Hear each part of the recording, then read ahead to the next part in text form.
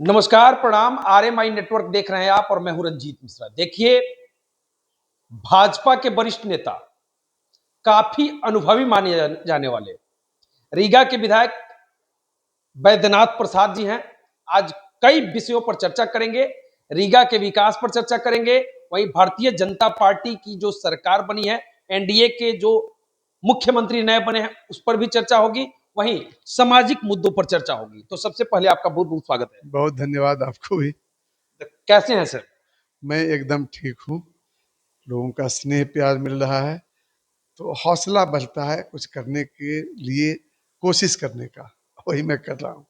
अनुभवी माने जाते हैं, कर्मठ हैं, काफी एक्टिव रह रहे हैं रीगा में, हर मुद्दे पर पहुंच रहे हैं। कोई भी घटना हो रही है, कल 2 बच्चे की डूबने से मौत हो गई या धनुखी का मामला हो, एक समन्वय बैठाकर लोगों के बीच जाते हैं, लोगों की सेवा कर रहे हैं, हर मुद्दे पर मुखर होकर बातें कर रहे हैं।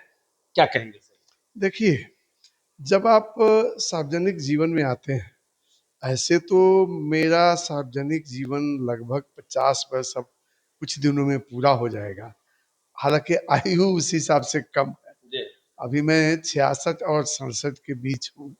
16 वर्ष की उम्र से समाज सेवा से जुड़ गए। जुड़ गया और कई पद पर रहे, पंचायत में रहे, ब्लॉक में रहे, जिला परिषद में रहे, एमएलसी रहे, विधायक बन गया। आप सब लोगों की शुभकामना और रीगा के लोगों के विश्वास के कारण मैं जिस दल का कार्य करता हूँ, आदरणीय प्रधानमंत्री जी का मूल मंत्र है कि जनता के साथ रहो, जनता के लिए अपने को समर्पित करके रहो। और मैं इसी को लेकर कोशिश करता हूँ कि अधिक से अधिक अपने क्षेत्र के लोगों से मिलना जुलना और संवाद कायम हो, ताकि जो छोटी छोटी समस्याएं हमारे लोगों के सामने है, उसके समाधान का मैं चेष्टा कर सकूं, और वही मैं करता हूं। कल 2 बच्चे की डूबने से मौत हो गई है रीगा रीगा क्षेत्र में। अभी आप निकलने वाले थे, हम पहुंचे, इसके चलते हमने आग्रह किया आप इंटरव्यू। जी, कल मैं उस समय महुआबा पंचायत में था, जी। एक सार्वजनिक कार्यक्रम में। जब मुझे जन्मभूमि संस्कार में। संस्कार में जब मुझे इसकी जानकारी मिली, तो मैं वहां से ही अधिकारियों से बात करके तथ्यों की जानकारी ली, और अब उसके बाद जो प्रक्रिया है वह तेजी से हो, इसके लिए चेष्टा किया। अस्पताल में भी आया, पोस्टमार्टम कराकर बॉडी को भेज दिया। और सामान्य तौर पर जो प्रक्रिया है उसमें 4-5 दिन लोग लगा देते हैं। मैंने आग्रह किया, नहीं, कल दोपहर तक तो पोस्टमार्टम दे दीजिए, ताकि प्रखंड स्तर पर, नगर परिषद के स्तर पर जो भी कैपेबिलिटी होगी, वो आगे की कार्रवाई करेंगे। इसीलिए मैं तो पहले संवेदना व्यक्त करता हूँ उन परिवारों के लिए जिनने अपना लाल खोया है, और उसकी भरपाई किसी भी तरह से नहीं की जा सकती। परंतु सरकार की जो भी योजना है पीड़ित के साथ खड़ा होने का और उनके घाव पर मरहम लगाने के लिए प्रयास करने का, तो मैं यही प्रयास करता रहता हूँ। ठीक, आपने कहा धनखुई में रिकॉर्ड 60 घंटे के अंदर वहां के पीड़ित के खाता में 5 व्यक्ति का मौत हुआ था, 20 लाख रुपए डल गए। और प्रखंड स्तर के प्रखंड विकास पदाधिकारी, अंचल अधिकारी, थाना अध्यक्ष, स्वास्थ्य विभाग के लोग, अनुमंडल और जिला के लोगों ने जिस मानवीय संवेदना का मिसाल कायम किया, मैं सरकारी मीटिंग में भी उनको धन्यवाद दिया हूँ, और आपके माध्यम से भी धन्यवाद दे रहा हूँ कि इसी तरह की संवेदना उनके अंदर सदैव रहे, क्योंकि वो लोक सेवक हैं और जन समस्याओं के समाधान के लिए ही उनको वेतन मिलता है। तो वो उनके पोषक बने। अगर कोई शोषण का प्रयास करता है, तो वैसे लोगों पर पदाधिकारियों को कार्रवाई करनी चाहिए। आज भी मैंने अपने क्षेत्र के एक अंचल अधिकारी को कहा कि यह काम मैंने रिकॉर्ड देखा है, जायज है, और जो कोई भी गलत तरीके से प्रभाव डालने का चेष्टा करता है आवेदक को, उन पर कार्रवाई आपको करनी चाहिए।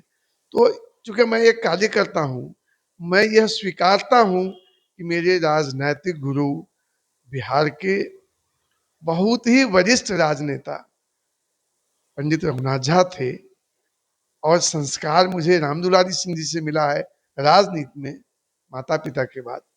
तो इन दोनों के बताए रास्ते पर चलते हुए मैं कोशिश करता हूं कि न सिर्फ अपने क्षेत्र, जिले और जिले के बाहर के लोगों को भी यदि मुझसे कुछ मदद हो सकती है तो मुझे करना चाहिए, और मैं ऐसा चेष्टा करता हूँ। एक जागरूक जनप्रतिनिधि की भूमिका आप निभा रहे हैं सर। जनप्रतिनिधि आप हैं तो सीमाओं में तो बंध नहीं सकते। आपका फर्ज बनता है, अगर पटना में है और वहाँ किसी को हमसे मदद मिल सकती है जायज, तो हमें करना ही चाहिए, और मैं ऐसा चेष्टा करता हूँ। रीगा के विकास पर चर्चा कर लेते हैं। रीगा विधानसभा के भगवानपुर से अनहारी भोरहा को जोड़ने वाली सड़क को लेकर आपने कहा था कि हमने कागजी कार्रवाई शुरू कर दी। कब तक उसका निर्माण कार्य संभव हो पाएगा? हजारों लोग प्रतिदिन उस रास्ते से जा रहे हैं, रोज चोटिल हो रहे हैं, दर्जनों लोग का पैर टूट गया, लेकिन अभी कुछ नहीं। मैं आपका एक रिपोर्ट देखा था 15-20-25 दिन पहले, जी, वो हमको लगता है भगवानपुर चौक से ही आपने जी, शूट किया था। जी, मैंने पूरा देखा था, अच्छा भी लगा जी, कि आप जो भी पत्रकारिता से जुड़े लोग हैं, लोकतंत्र के चौथे स्तंभ माने जाते हैं, जी, और आपने बड़ी बेबाकी से उस समस्या पर रिपोर्टिंग किया, और सरकार के लोगों ने भी देखा होगा, जी, मैंने देखा था।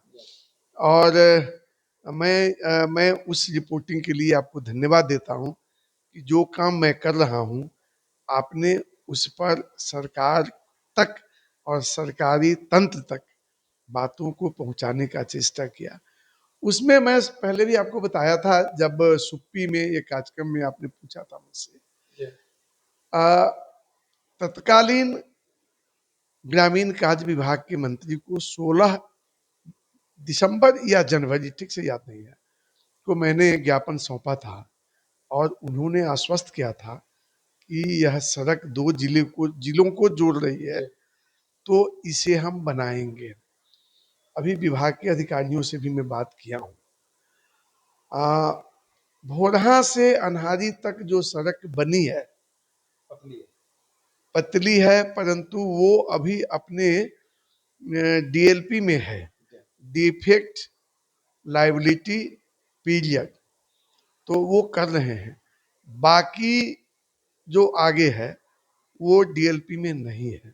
मैंने कहा कि अगर चौड़ीकरण में विलंब भी है तो अनहारी से भगवानपुर तक के पथ को पॉटलेस बनाने के दिशा में आप काम करें, और जब हमारा ज्ञापन के जरिए दिया हुआ प्रोजेक्ट सैंक्शन हो जाएगा चौड़ीकरण का, चूंकि मैंने दिया है कि इसे 5.5 मीटर चौड़ाई की सड़क बनाई जाए, और अगर ग्रामीण कार्य विभाग को असुविधा है तो फिर वो इसे हस्तांतरित कर दे पथ निर्माण विभाग को, हम वहां से करा लेंगे। तो इस तरह से मैं प्रयास कर रहा हूं। मैं अभी उसमें किसी तरह की कोई सफलता प्राप्त नहीं किया हूं, प्रयास मेरा चल रहा है। बीच में 2 महीने तक राजनीतिक परिस्थितियां भी बदलाव के फेज में था, अब सब कुछ स्टेबल हो गया है।